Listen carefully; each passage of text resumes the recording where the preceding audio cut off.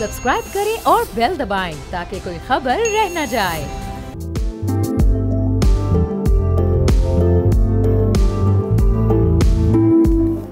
अस्सलाम वालेकुम, मैं और बाब जहांगीर। आप देख रहे हैं प्रोग्राम व्यापार। मुल्क की माशी तरक्की के लिए वफाकी हुकूमत और सूबाई हुकूमतों का मिलकर काम करना एक बड़ा ही मुस्बत कदम होता है, क्योंकि मजबूत मईशत के लिए कौमी और सूबाई सतह पर हम आहंगी और मौसर हिकमत अमली इंतहाई नागुज़ीर है। वफाक और सूबों के मुश्तरका इक़दाम से न सिर्फ मईशत को तक़वियत मिलेगी बल्कि आवाम को भी बराह रास्त फ़ायदा पहुँचेगा। अगर तमाम सूबों की कारकर्दगी की बात हम करें तो साल 2024 में 6 महीने अभी तक गुजरे फिस्कल ईयर के पंजाब हुकूमत का जो खसारा रहा वो 160 अरब रुपए रहा है, जबकि सूबे की जो आमदन है वो 866 अरब रही, जबकि अखराजात 1026 अरब रुपए रहे हैं। जबकि साल 2023 में पंजाब हुकूमत ने पहली सहमाही में 28 अरब रुपए का खसारा किया था। पंजाब हुकूमत ने जो अवामी फलाह बहबूद के लिए इकदाम किए हैं उसमें रमज़ान पैकेज है, रोटी की कीमत का तयन है, एयर एम्बुलेंस सर्विस का आगाज़ है और 27,000 तलबा को इलेक्ट्रिक बाइक्स की तकसीम भी शामिल है। जबकि इसके अलावा अपनी छत अपना घर स्कीम के तहत 15 लाख रुपए तक के कर्जे फराहम किए जा रहे हैं ताकि आवाम अपने घरों का ख्वाब पूरा कर सकें। पंजाब हुकूमत ने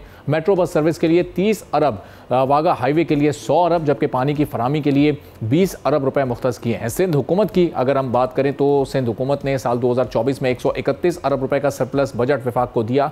इस दौरान सिंध की आमदन 568 और अखराजात 437 अरब रुपए रहे हैं, जबकि 2023 में सिंध ने 19 अरब रुपए का सरप्लस दिया था। सिंध हुकूमत ने तालीम, सेहत और इंफ्रास्ट्रक्चर के शोबों में बड़े अहम इक़दाम किए हैं। तालीम के शोबे में नए इदारे कायम किए गए हैं और तालीमी मयार को बेहतर बनाने के लिए अमली इक़दाम भी किए गए। सेहत के शोबे में मुख्तलिफ अजला में जदीद तिब्बी सहूलियात फराहम करने के कई मनसूबे शुरू किए गए, जिनमें इंस्टीट्यूट ऑफ कार्डियोलॉजी और दीगर तिब्बी मराकज़ शामिल हैं। जबकि इंफ्रास्ट्रक्चर की तरक्की के लिए कराची में ग्रीन लाइन बस सर्विस और सर्कुलर रेलवे के मनसूबे शुरू किए गए। फिर सिंध हुकूमत ने कराची के इंफ्रास्ट्रक्चर की बेहतरी के लिए 100 अरब, जबकि गंदारा सयाहत के लिए 8 अरब, जबकि कराची BRT के लिए 50 अरब रुपए मुख्तस किए हैं। 2024 में KPK ने विफाक को 103 अरब रुपए का सरप्लस बजट दिया, जबकि 2023 में KP का खसारा 10 अरब रुपए था, जबकि आमदन 316 अरब और अखराजात 212 अरब रुपए रहे। खैबर पख्तूनख्वा ने सेहत कार्ड, स्वात मोटरवे, हज़ारा मोटरवे और BRT जैसे मनसूबे शुरू किए। तमाम खैबर पख्तूनख्वा में बड़े मुनाफा बख्श मनसूबों की थोड़ी सी हमें कमी नज़र आई है और सूबा मुसलसल कर्जदार हो रहा है। खैबर पख्तूनख्वा इस वक्त 632 अरब रुपए का मकरूज़ है, जिनमें 70% कर्ज मौजूदा हुकूमत ने लिया है। KP हुकूमत ने पेशावर BRT के लिए 70 अरब, कालाम सयाती मनसूबे के लिए 5 अरब और आबपाशी और ज़राई मनसूबे के लिए 12 अरब, जबकि तालीम और सेहत के शोबे के लिए 14 अरब रुपए मुख्तस किए हैं। वफाक और सूबाई हुकूमतों की हम आहंगी और मुश्तरका कोशिशें ही पाकिस्तान की मईशत को तरक्की की राह पर गामजन कर सकती हैं। अगर ये इक़दामात मुस्तकिल बुनियादों पर जारी रहे तो पाकिस्तान न सिर्फ माशी बहरान पर काबू पा सकता है बल्कि इस पूरे रीजन में एक मजबूत इकॉनमी के तौर पर भी उभर कर सामने आ सकता है। और इस पूरे के लिए जो मनसूबाबंदी की गई है उड़ान पाकिस्तान प्रोग्राम के तहत, वो बड़ी इंपॉर्टेंट है कि अगले 5 सालों में जिस तरह से वो मुकम्मल होगा और आगे बढ़ेगा तो पाकिस्तान माशी तौर पर कहाँ जा सकेगा। चूँकि इन तमाम कई ऐसे अखराजात और कई ऐसे मनसूबे हैं जो कि सूबाई सतह पर मुकम्मल होने हैं, क्योंकि उड़ान पाकिस्तान एक वफाकी सब्जेक्ट है, एक वफाकी सतह पर उसकी इस वक्त अनाउंसमेंट हुई है, लेकिन उसमें कई ऐसे मनसूबे शामिल हैं जो कि सूबों की मुकम्मल मुशावरत और उनके कॉपरेशन के बगैर उसको आगे अमली इक़दामात के लिए बड़ी मुश्किल सूरत हाल पैदा हो सकती है। तो अब जो वर्किंग रिलेशनशिप है सूबों का वफाक के साथ करेगा, ख़ास तौर पर जो अगले 1 से 2 साल का अरसा है, चूँकि ये इब्तिदाई दौरानिया होगा उड़ान पाकिस्तान पर इम्प्लीमेंटेशन का, और अब किस तरह से ये मनसूबे आगे बढ़ेंगे और कितना ज़रूरी इस वक्त पाकिस्तान की इकॉनमी के लिए ये है। जो टारगेट्स इस वक्त रखे गए हैं वो उनको इनिशियली बड़ा एम्बिशियस टारगेट कहा जा रहा है, बहुत मुश्किल टारगेट कहा जा रहा है, लेकिन जब सफ़र शुरू होगा तो चैलेंजेस और मुश्किलात से भरपूर ज़रूर होगा। लेकिन अगर ये सफ़र कामयाबी से जारी रहा तो पाकिस्तान कुल वक्ती तौर पर इन मुश्किलात से बाहर भी आ सकता है। इस पर मज़ीद भी डिटेल से बात करेंगे। एक छोटा सा ब्रेक लेते हैं, ब्रेक के बाद वापस आएंगे। एक बार फिर आपको प्रोग्राम में खुशामदीद कहेंगे। डॉक्टर सलमान शाह साहब, साबिक वज़ीर ख़जाना, हमारे साथ मौजूद हैं। बहुत शुक्रिया डॉक्टर साहब प्रोग्राम के लिए, आपने वक्त निकाला। अब ये उड़ान पाकिस्तान प्रोग्राम का ऐलान हो चुका है, अगले 5 साल हुकूमत के लिए और पाकिस्तान की मईशत के लिए बड़े इंपॉर्टेंट हैं। लेकिन जो पिछले जो फिस्कल ईयर के जो इब्तदाई 6 माह गुजरे हैं, इसमें अगर हम सिंध की, पंजाब की या खैबर पख्तूनख्वा की कारकर्दगी की बात करें तो वो जो टारगेट्स रखे गए थे, हम इस वक्त वफाकी सतह पर बहुत पीछे टैक्स कलेक्शन से नज़र आ रहे हैं। मुख्तलिफ तरक्याती प्रोजेक्ट्स, मुख्तलिफ ऐसे प्रोजेक्ट जो कि बजट में अनाउंस किए गए, उन पर जिस रफ्तार से काम चल रहा है वो एक्सपेक्टेड रफ्तार नहीं है जिससे हमारी इकॉनमी बहुत तेज़ी के साथ ऊपर जा सके। तो अभी कहाँ लैकिंग आप देख रहे हैं, कौन कौन से ऐसे खला हैं जिनको पुर करना है और फिर ये उड़ान पाकिस्तान प्रोग्राम वफाकी सतह पर तेज़ी से आगे बढ़ सकेगा? देखें, अभी तो बेसिकली स्टेबिलिटी के लिए हमने आईएमएफ प्रोग्राम पहले एक स्टैंड बाय एग्रीमेंट और उसके बाद फिर एक नया एग्रीमेंट और उससे पहले भी एक आईएमएफ प्रोग्राम तकरीबन हमें 5-6 साल तो हो गए हैं कंटिन्यूस आईएमएफ प्रोग्राम्स में हम चल रहे हैं। और उसकी नतीजे में हम देख रहे हैं कि कुछ हमारी स्टेबिलिटी आई है एक्सचेंज रेट में और इन्फ्लेशन नीचे आई है। लेकिन ये सारी चीज़ें आईएमएफ के जो कंडीशनैलिटीज़ के ऊपर अमल करने से आई हैं और उनमें थोड़ी बहुत जो कोताही होती है उसको भी फिर पूरा किया जाता है सो दैट आप उस प्रोग्राम के तहत चलते रहें। लेकिन एक चीज़ हमें नहीं भूलनी चाहिए कि वो जो प्रोग्राम है वो इकोनॉमिक ग्रोथ का प्रोग्राम नहीं है। वो एक स्टेबिलिटी का प्रोग्राम है at a very low economic growth rate. तो अगर हमारी इकॉनमी जो आईएमएफ प्रोजेक्शंस हैं उसमें तो 3% या उससे ज़्यादा कर लें तो 3.5% ग्रो पे उसको रखा गया है, लेकिन अब हम देख रहे हैं कि उससे भी कम ग्रोथ हो रही है।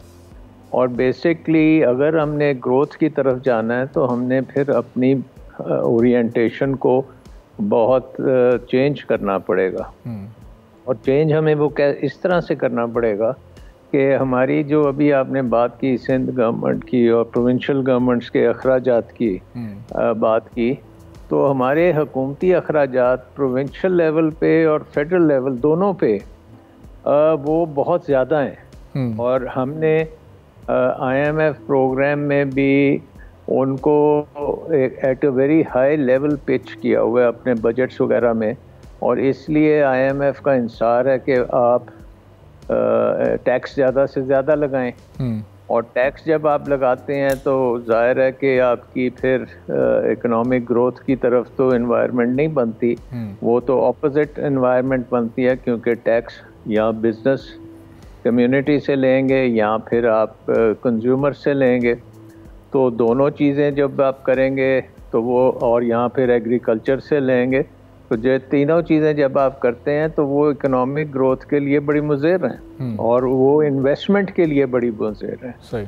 तो बेसिकली अगर आपने ग्रोथ की तरफ जाना है, क्योंकि पाकिस्तान के लिए तो ग्रोथ के बगैर तो आप पाकिस्तान ज़िंदा नहीं रह सकता, क्योंकि पाकिस्तान में बहुत ज़्यादा अनएम्प्लॉयमेंट है, पाकिस्तान में बहुत ज़्यादा गुर्बत है, पाकिस्तान में नौजवान जो लोग हैं वो बहुत ज़्यादा हैं और उन्होंने नौकरियां उनको चाहिए।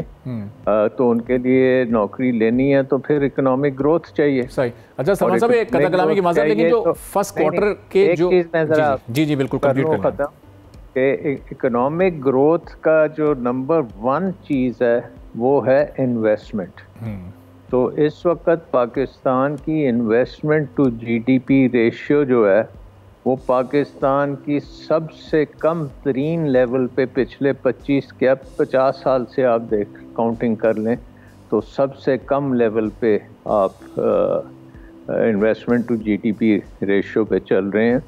और वो बहुत ख़तरनाक चीज़ है, वो पाकिस्तान की इकॉनमी के लिए बहुत ख़तरा है। और वो ये इंडिकेट करता है कि ये अगर हम इसी तरह चलते रहेंगे तो फिर पाकिस्तान आईएमएफ प्रोग्राम से कभी बाहर नहीं आ सकेगा। सही। और समझ तो बहुत जरूरी है। पिछले जो 6 माह बड़ा एक पॉलिटिकल अनरेस्ट की सिचुएशन रही, चूंकि इस 6 माह हम इसलिए कोट कर रहे हैं कि फिस्कल ईयर का जब आगाज़ हुआ और फिर जो पहला क्वार्टर गुजरा उसके फिगर्स जो फाइनेंस मिनिस्ट्री ने कोट किए बड़े हैरान कुन है कि खैबर पख्तूनख्वा 103 अरब के सरप्लस के साथ उसकी कारकर्दगी को सबसे बेहतर करार दिया गया।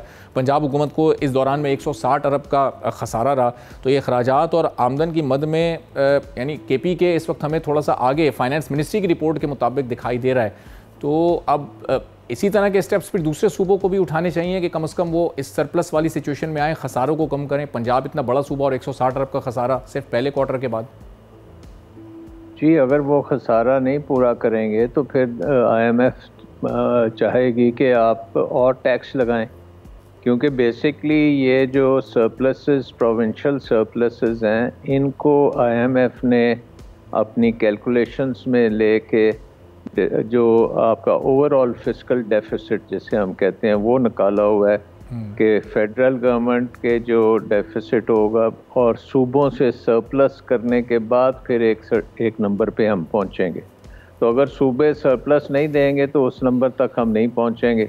अगर उस नंबर तक नहीं पहुंचेंगे तो IMF कहेगा कि मिनी बजट लेके आए, अब आपका शॉर्टफॉल हो गया, सो आपको और टैक्स लगाने पड़ेंगे। और टैक्स लगाएंगे तो और इन्वेस्टमेंट क्लाइमेट गिरेगा। इन्वेस्टमेंट क्लाइमेट इससे और क्या गिर सकता है? ऑलरेडी हमें पता है कि कोई पाकिस्तान में इस वक्त इन्वेस्टर लॉन्ग टर्म तो सोच नहीं रहा इन्वेस्ट करने का, क्योंकि हमारे पॉलिटिकल हालात भी ठीक नहीं है और उसके साथ साथ आपके अगर फिस्कल सिचुएशन भी ठीक नहीं है और आपका IMF के साथ भी मामला जो है वो पूरी तरीके से उन टारगेट्स में हम नहीं पहुंच रहे, तो अनसर्टेनिटी जो है वो बहुत बढ़ जाएगी। और हमें पता है कि इकोनॉमी के लिए सबसे अगर कोई डेंजरस चीज़ है वो अनसर्टेनिटी है। और समझ तो आई थिंक फाइनेंस मिनिस्ट्री के जो फिगर्स हैं इस पर किस हद तक हम यानी यकीन करें, चूँकि सिंध हुकूमत की इसी दौरानिए में कारकर्दगी की वो 131 अरब रुपए सरप्लस दिखा रहे हैं, ऑन ग्राउंड रियलिटी जब हम देखते हैं तो वो काफ़ी हद तक हमें मुख्तलिफ नज़र आती है। जिस तरह एक आम आदमी परेशान नज़र आता है, लेकिन ऑन पेपर ये इतने बड़े बड़े सरप्लस, तो फिर ओवरऑल हम वफाकी सतह पर क्यों इतने खसारों का सामना कर रहे हैं? देखिए, एक चीज़ है कि डेटा जो है आपका वो तो मिनिस्ट्री ऑफ फाइनेंस जो है वो IMF को प्रोवाइड करती है। और IMF का एक प्रिंसिपल है कि जो भी मिनिस्ट्री उसको डेटा करती है तो वो अस्यूम करती है कि ये दुरुस्त डेटा दे रही है, और अगर वो पता लगे कि ये दुरुस्त नहीं था तो फिर बहुत हैवी जुर्माने भी होते हैं और एक किस्म का पेनल्टी भी आपको अदा करनी पड़ती है, जो पाकिस्तान ने हिस्ट्री में ये पेनल्टीज अदा की हुई हैं। सो नंबर फजिंग तो बिल्कुल नहीं करनी चाहिए, उससे बहुत ज़्यादा क्रेडिबिलिटी पे असर होता है हुकूमत की और फिर ट्रस्ट लेवल ख़त्म हो जाता है। सो बेसिकली हमें अपने अखराजात के ऊपर कंट्रोल करने की बहुत अशद ज़रूरत है। और बल्कि अगर आप देखें कि इस वक्त अमेरिका में भी बात हो रही है, इलॉन मस्क और रामास्वामी को ये एक किस्म की कैबिनेट में पोजीशंस दी गई हैं कि हुकूमत के अखराजात वो कम करें अमेरिका में, और वहाँ पे 2 से 3 ट्रिलियन डॉलर्स तक वो कम करने के जा रहे हैं। तो पाकिस्तान में भी हमें कम से कम 5 से 10 ट्रिलियन रुपीस तक कम करने की ज़रूरत है। और इसका मतलब है कि हमें टोटल जो हुकूमती एडमिनिस्ट्रेशन है उसको रीवैम्प करने की ज़रूरत है, उसको टोटली ओवरहॉल करने की ज़रूरत है। बहुत सी मिनिस्ट्रीज़ को बंद करने की ज़रूरत है, महकमों को बंद करने की ज़रूरत है, ताकि ये हमारे टैक्स का जो पैसा है ये ज़ाया ना हो और हमें बिज़नेस के ऊपर और कंज्यूमर को हम कुछ रिलीफ दे सकें। टैक्सेस हम उनके ऊपर बहुत ज़्यादा हमने लोड किए हुए, और इसके साथ साथ आपकी गवर्नेंस में बिजली की गवर्नेंस बहुत कमज़ोर है, आपकी टैक्सों की गवर्नेंस ठीक नहीं है, लॉ एंड ऑर्डर की गवर्नेंस में बहुत इश्यूज हैं। आपके जो डेवलपमेंट एक्सपेंडिचर्स की आप बात कर रहे थे, उनकी इम्प्लीमेंटेशन और उनकी प्रॉपर पूरी चेन है डेवलपमेंट की, उसमें बहुत कमज़ोरियाँ, उसमें बहुत पैसा ज़ाया होता है। सो बेसिकली पाकिस्तान को बहुत अशद ज़रूरत है टोटल ओवरहॉल करने की अपनी एडमिनिस्ट्रेटिव तरीक़ेकार और अपनी इंस्टीट्यूशंस को। तो इस साल का तो नोबेल प्राइज़ भी आया है कि बाय नेशंस फेल जो है उसके ऑथर्स को मिला है, और उनका भी यही है कि जब तक आप अपनी इंस्टीट्यूशंस को इफ़ेक्टिव और एफिशिएंट नहीं बनाएंगे तो गवर्नेंस आपकी नहीं उस लेवल की होगी तो आपकी इकॉनमी फेल हो जाएगी। एंड वो हम बदतरीज पाकिस्तान में देख रहे हैं। तो सना साहब, ये जो खर्चे को आप कम करने की बात कर रहे हैं, अभी आजकल तो हम ये खबरें सुन रहे हैं कि अभी कैबिनेट के साइज़ में मज़ीद इजाफा किया जा रहा है, कुछ और लोग उसमें शामिल होंगे, ज़ाहिर है कुछ और लोग शामिल होंगे तो नए पोर्टफोलियोज़ भी इंट्रोड्यूस करवाए जाएंगे। तो ये अब खर्चों को अगर कम करना है तो ये इसकी इब्तिदा कहाँ से की जाएगी? ये कैबिनेट मेंबर से की जाए, उनके साइज़ को कम किया जाए? अब ये कैसे फैसला किया जाएगा कौन से इदारे इस वक्त उनकी हमें ज़रूरत नहीं है, कुछ ऐसे इदारे जो कि कुछ मिनिस्ट्रीज़ में जम हो सकते हैं उनको वहाँ जम करके उसका खर्चा कम किया जाए? ये प्लान कब बनेगा? इस हुकूमत को भी अब साल से ज़्यादा तो हो गया, अब तो इम्प्लीमेंटेशन का वक्त था और अभी तक हम बात कर रहे हैं कि ये सब होना चाहिए। हाँ, वो मैं तो यही एक्सपेक्ट करता था कि उड़ान पाकिस्तान से पहले पाकिस्तान रिफॉर्म पाकिस्तान आएगा, जिसमें पाकिस्तान का जो गवर्नेंस और पाकिस्तान की जो इंस्टीट्यूशंस हैं इनकी एक किस्म की ज़ीरो बेस बजटिंग की जाएगी और हर अदारे को चेक किया जाएगा कि इनके पर कितना पैसा खर्च होता है और इनका क्या फ़ायदा क्या होता है, और अगर फ़ायदा खर्चे से कम है तो उनको बंद करने की ज़रूरत है। तो वो जो सर्वे है या जो स्टडी है या जो डेटा कलेक्ट करना था वो तो कोई किसी ने सोचा भी नहीं कलेक्ट करने का, क्योंकि कोई बिलीव ही नहीं करता कि हम हुकूमत का साइज़ छोटा करेंगे तो पाकिस्तान की इकॉनमी बेहतर होगी। इस वक्त जो हमारा निज़ाम है वो बस फैलता चला जा रहा है और डिलीवरी आपके सामने है कि जो हमने IMF का प्रोग्राम किया है वो अवाम की कमर के ऊपर वो प्रोग्राम हुआ है। ये अवाम की सेक्रीफाइसेस की वजह से ये स्टेबिलिटी आई है, लेकिन अवाम को अभी तक रिलीफ नहीं मिला और रिलीफ सिर्फ उस वक्त मिलेगा जब आपकी एम्प्लॉयमेंट जनरेशन होगी, जब इकोनॉमिक ग्रोथ होगी, इन्वेस्टमेंट होगी, जॉब्स निकलेंगी और नौजवानों को जॉब्स मिलनी शुरू होंगी, तो फिर पाकिस्तान में एक सिचुएशन आएगी जहाँ पे हम कह सकेंगे कि अब इकोनॉमिक प्रॉब्लम से पाकिस्तान निकल आया।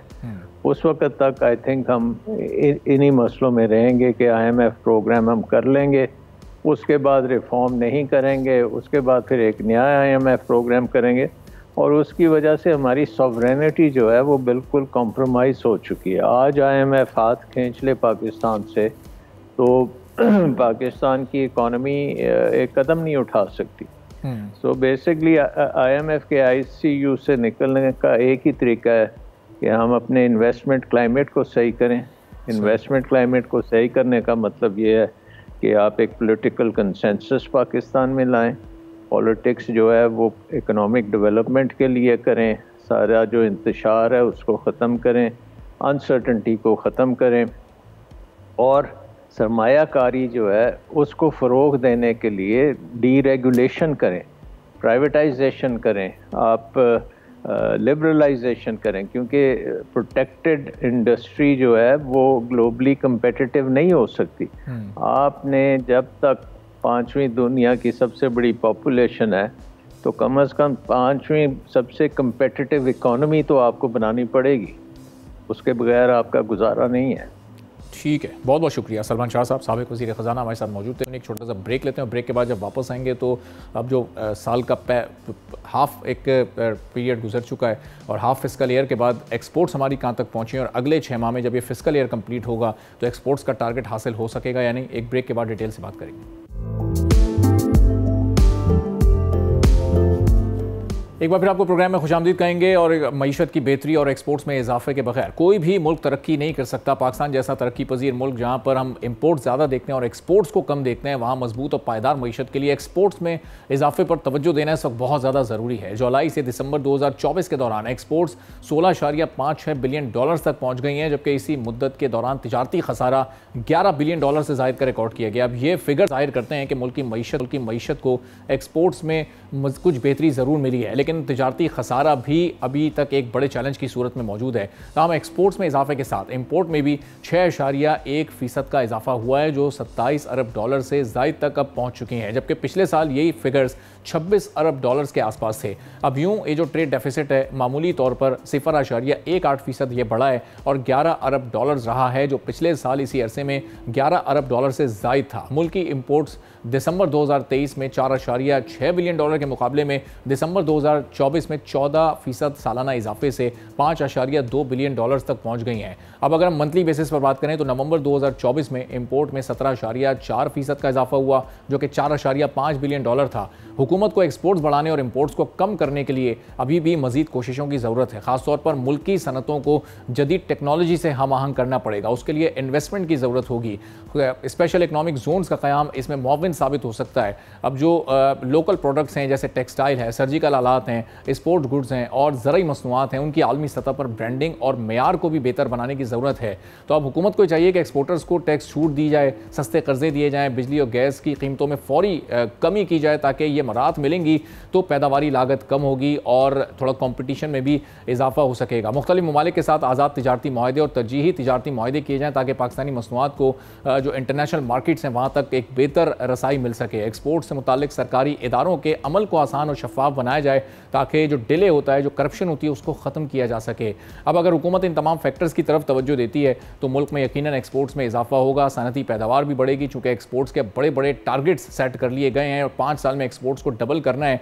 और अगर जो मकामी सतह पर रोज़गार के मौके पैदा करने में भी सबसे ज़्यादा एक्सपोर्ट का ही बुनियादी किरदार होता है, तो अगर ये रेवेन्यू को बढ़ाना है, एक्सपोर्ट्स को बढ़ाना है, मुल्क की मईशत को ऊपर लेकर जाना है, तो क्या स्ट्रेटजी होनी चाहिए इस सिलसिले में? मिर्ज़ा इख्तियार बेग हमारे साथ मौजूद हैं, मेंबर हैं फाइनेंस कमेटी सेनेट के, पाकिस्तान पीपल्स पार्टी के MNA भी हैं। बहुत शुक्रिया मिर्ज़ा साहब, प्रोग्राम के लिए आपने वक्त निकाला। अब ये हम देख रहे हैं कि बहुत मामूली सा एक इजाफा हमने ज़रूर एक्सपोर्ट्स में देखा है, लेकिन ये वो इजाफा नहीं है कि जो अगले 5 साल के टारगेट को मीट करने के लिए काफ़ी हो। तो अभी मज़ीद कौन कौन से ऐसे इक़दामात की ज़रूरत है कि इस इजाफे को मज़ीद किया जा सके?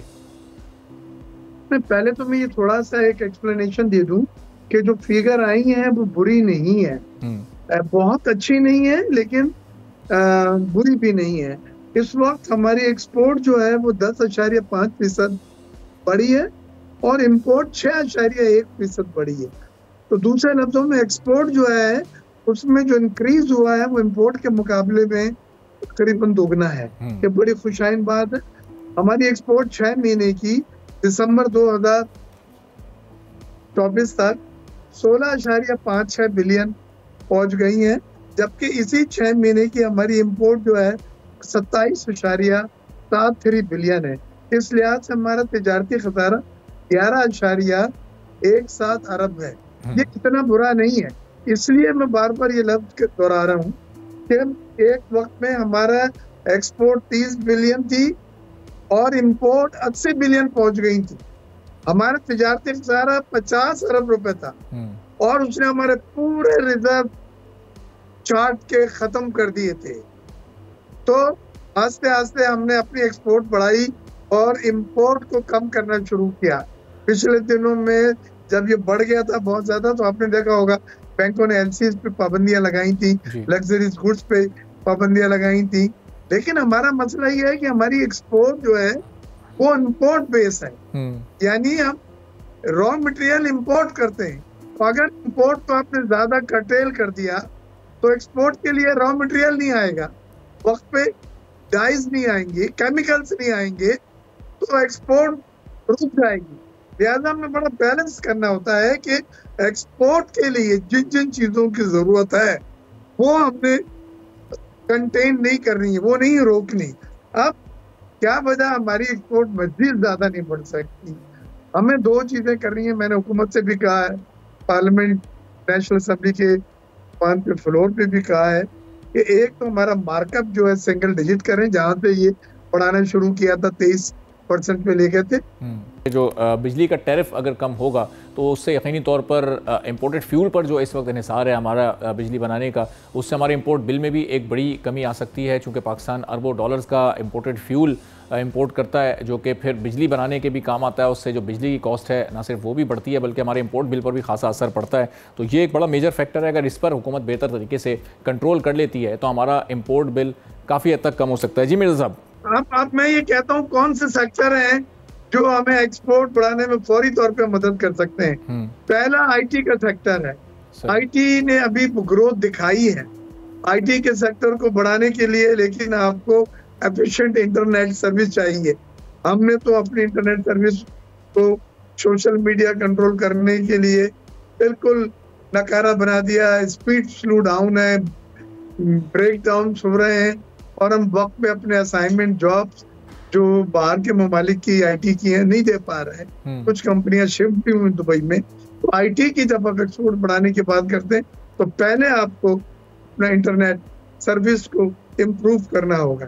मार्केट एक्सेस बिल्कुल लें, जिसको एफटीए पीटीए कहते हैं, जिसमें तुर्की के साथ हम बिल्कुल कर सकते हैं, लेकिन हमें फायदा होना चाहिए। ऐसा नहीं हो कि एक्सपोर्ट उनके फेवर में हो जाए। चाइना के साथ हमने एफटीए किया हुआ था, लेकिन चाइना ने हमें पहले वाले फेज में किसी खास आइटमों को टेक्सटाइल के पर्टिकुलरली ड्यूटी फ्री नहीं किया था। फिर फेज 2 में हम गए और वहां लड़के 313 आइटम ड्यूटी फ्री कराए, और उससे हमारी एक्सपोर्ट चाइना को बढ़ी है। तो माशाल्लाह राइस की एक्सपोर्ट अनप्रेसिडेंटेड $4 बिलियन हुई है, जो एक बहुत ही अच्छी रिस्पेक्टेबल फिगर है। और हमें उम्मीद है इस साल अगर ये यूरोपियन यूनियन ने कोई बैन वगैरह ना लगाया कंटेमिनेशन वगैरह पे, तो हम $5 बिलियन राइस की एक्सपोर्ट यूरोपियन यूनियन कर सकते हैं। सही। तो कहने का मेरा मकसद है कि टेक्सटाइल में भी हमें ग्रोथ हुई है, और लेकिन इतनी नहीं हुई जो हम एक्सपेक्ट कर रहे थे। Textile, real estate, rice, sports good, surgical goods और आईटी, ये वो सेक्टर हैं जो हमें एक्सपोर्ट को हमारे ट्रिगर करते हैं, जो हमारे एक्सपोर्ट को ऊपर लेके जाएंगे। तो मिर्जा साहब, ये सारे फैक्टर्स, ये जो जितने भी सेक्टर्स अभी आपने बताए और इनकी जो ग्रोथ है, ये इतनी काफ़ी है कि जो हमारा $60 बिलियन का एक टारगेट अगले 5 साल में, यानी हर साल हम $7-8 बिलियन का इजाफा कर सकें, तो ये उस टारगेट को मीट करता है, या उसके लिए हमें फिर कुछ मजीद इंपोर्ट को कर्टेल करना पड़ेगा, कुछ इंपोर्टेड फ्यूल पर इन्हिसार कम करना पड़ेगा, कुछ अपनी एनर्जी को रीन्यूएबल पर शिफ्ट करना पड़ेगा, ताकि फिर ये फिगर्स बेहतर हो सकें? देखिए, उड़ान पाकिस्तान वज़ीर आज़म साहब ने लॉन्च किया है एक रोड मैप है माशी तरक्की के लिए 2024 से 2029 तक 5 साल, और इसमें उन्होंने $60 बिलियन का एक्सपोर्ट टारगेट रखा है।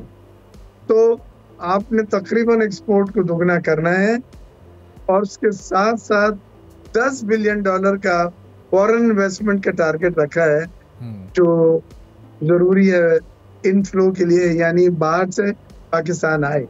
उसके साथ आपने पाकिस्तान की जो जीडीपी है, जो अभी हम स्लो है, पिछले साल तो माइनस में हो गई थी, अब 3-3.5% का हम हदफ लेके चल रहे हैं, इसको भी जो 350-400 बिलियन की हमारी जीडीपी है, इसको भी वजीर आजम ने बढ़ा के 1000 मिलियन पे लेके जाना है, यानी $1 बिलियन की जीडीपी ग्रोथ करेंगे।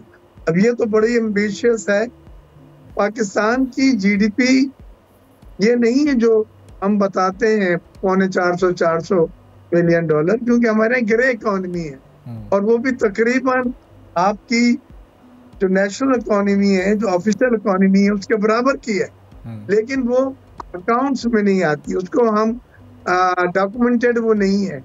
तो साथ साथ ये भी कोशिश की जा रही है कि आपकी इकोनॉमी को डॉक्यूमेंटेड बनाया जाए, और उस इकोनॉमी का साइज जब आप बढ़ाएंगे, जीडीपी का साइज आप अपना बढ़ाएंगे, तो वो 5 सालों में टारगेट रखा है $1000 बिलियन या $1 बिलियन का।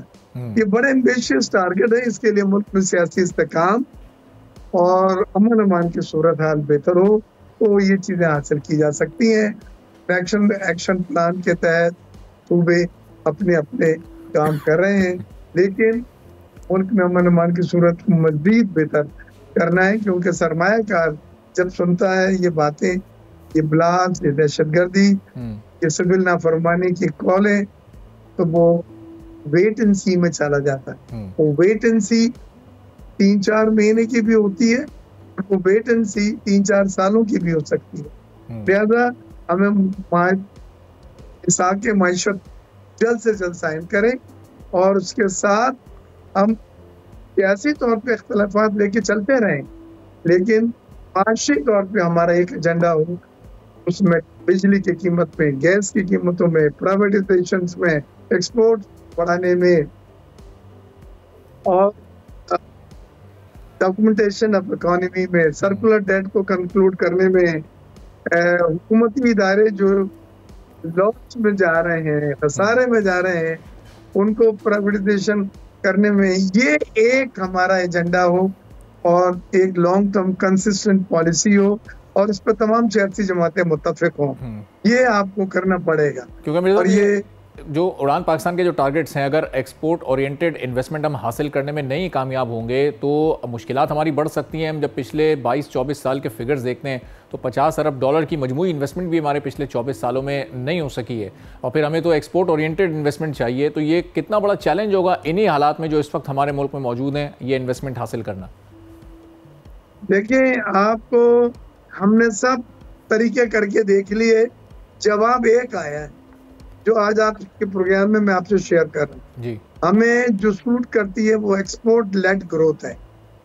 हमारे साथ मसला ये है कि हमारी जब 4% से ज्यादा जीडीपी जाती है तो इकोनॉमी हीटअप हो जाती है, हमारे रिजर्व कम होने शुरू हो जाते हैं, हमारी इंपोर्ट बढ़ जाती है, रुपया आपका वीक होना शुरू होता है, लिहाजा आप जल्दी से अपनी इंपोर्ट पे पाबंदियां लगाते हैं, उससे एक्सपोर्ट भी मुतासिर होती है क्योंकि आपकी एक्सपोर्ट इंपोर्ट लेड ग्रोथ है। हमें इसको रोकना है, हमें अपनी इकोनॉमी को हीटअप करने से बचाना है, और वो उसी वक्त है कि जब आपकी एक्सपोर्ट लेड ग्रोथ हो। आपकी एक्सपोर्ट जो 60 बिलियन का हमने टारगेट दिए हैं 2024 से 2029 तक, इसमें जब अगर हम 60 बिलियन के एक्सपोर्ट पे ले जाएंगे तो आप न्यू जॉब क्रिएशन भी कर सकेंगे, एक्सपोर्ट भी बढ़ेगी, आपकी रिजर्व भी कम होने से रुकेंगे, रुपया अपनी जगह मुस्तहकम रहेगा, रिजर्व की वजह से मजबूत रहेगा, और मुल्क जो है माशी तौर पे तेज जीडीपी की तरफ जाएगा। साहब, जब हम ये 60 बिलियन डॉलर तक ले जाएंगे अपने एक्सपोर्ट्स को, तो इसका मतलब हमारी इंपोर्ट्स भी उस वक्त तक कोई 90-95 बिलियन डॉलर तक जा चुकी होंगी। तो ये जो दरमियान का खसारा रहेगा, इसकी परसेंटेज तो ये उतनी ही रहेगी कमोबेश। देखिए, कभी भी जो तरक्की पजीर मुल्क हैं उसमें एक्सपोर्ट ज्यादा नहीं होती, उनमें हमेशा इंपोर्ट ही ज्यादा होती है, क्योंकि आपके एक्सपोर्ट जो है वो इंपोर्ट बेस होती है, यानी जी। मिर्ज़ा साहब को हम रिकनेक्ट करते हैं ताकि उनका बड़ा ही इंपॉर्टेंट नुकता है कि जो तरक्की पजीर ममालिक में हमेशा इंपोर्ट ज़्यादा होती है, और अगर हमें 60 बिलियन डॉलर्स का जो टारगेट है एक्सपोर्ट्स का, जो उड़ान पाकिस्तान में प्राइम मिनिस्टर ने इस वक्त सेट किया है, तो अगर वो हासिल भी कर लिया जाता है तो साथ साथ उसी प्रोपोर्शनल और उसी रेशो से हमारी इंपोर्ट्स भी बढ़ती रहेंगी, और उसका परसेंटेज अगर हम कम करने में कामयाब नहीं होते तो ये 60 बिलियन डॉलर्स की एक्सपोर्ट्स हमें किस हद तक फ़ायदा दे सकेंगी, ये भी बहरहाल अपनी जगह पर एक बड़ा वैलिड क्वेश्चन है। और ये सवाल हम मिर्ज़ा साहब के सामने और दीगर जो हमारे मेहमान वक्तन फ़वक्तन आते रहेंगे उनके सामने भी रखते रहेंगे कि फिर अगर 60 बिलियन डॉलर्स पर पहुँच कर भी हमारे मुल्क की इकॉनमी का मसला अगर हल नहीं होना, और इम्पोर्ट और एक्सपोर्ट का जो डिफरेंस है अगर वो उसमें कमी वाक़ई नहीं होनी, तो आप फिर उसके लिए क्या स्ट्रेटजी होनी चाहिए, इंपोर्ट्स को हम अंडर कंट्रोल कैसे ला सकते हैं कि एक्सपोर्ट लेड ग्रोथ कंट्री के तौर पर हमारा नाम जाना और पहचाना जा सके। जी मिर्ज़ा साहब, आप इख्तितामी चंद सेकंड्स ही रह गए हैं, तो अगर आप कुछ कंक्लूड करना चाहें कि ये फिर मुमकिन कैसे होगा, अंडर कंट्रोल सिचुएशन को कैसे रखा जा सकता है कि इंपोर्ट्स भी कंट्रोल में रहें और एक्सपोर्ट्स भी बढ़ती रहें। हेलो जी मिर्ज़ा साहब, आवाज़ आ रही है आपकी? जी आवाज़ आ रही है। जी आवाज़ आ रही है जी। ये लास्ट मिनट आप बताइएगा कि ये इंपोर्ट्स को अंडर कंट्रोल रख के एक्सपोर्ट्स को फिर कैसे बढ़ाया जा सकता है, कंक्लूडिंग रिमार्क्स दे दीजिएगा। देखिए, कंक्लूडिंग रिमार्क ये है कि आप इंपोर्ट को बड़ा स्क्रूटनी करें, उसमें लग्जरी आइटम जो है, पुरतवाइश अशिया बिल्कुल ना मंगाए। सही। उसमें वो आइटम जो आप समझते हैं इंपोर्ट सब्स्टिट्यूशन हो सकता है, उनको मुल्क में इंपोर्ट सब्स्टिट्यूशन पैदा करें, यानी इंपोर्ट करने के बजाय मुकामी तौर पर तैयार करें। दूसरी चीज है। तीसरी चीज जो है, इसमें रॉ मटेरियल, डाइस, केमिकल, वो चीजें जो एक्सपोर्ट के लिए मंगाई जाती हैं उससे बिल्कुल पाबंदी हटा दी जाए, क्योंकि अगर वो नहीं आएंगी तो एक्सपोर्ट ठप हो जाएगी। ये एक एक्सरसाइज है। आप सब इंपोर्ट को ना बंद कर सकते हैं, ना सब इंपोर्ट को अलाउ कर सकते हैं। ठीक है, आपने उसमें एसेंशियल आइटम्स जो है, जिसमें आपकी डाइस, केमिकल, रॉ मटेरियल है, कॉटन है, बिल्कुल सही मिर्जा साहब, पॉइंट आपका आ गया है। बहुत बहुत शुक्रिया मिर्जा इख्तियार बेग साहब, मेंबर फाइनेंस सेनेट हमारे साथ मौजूद थे। गुफ्तगू आपने सुनी। इसी के साथ आज के प्रोग्राम से इजाजत दीजिए। अल्लाह हाफ़िज़। सब्सक्राइब करें और बेल दबाएं ताकि कोई खबर रह न जाए।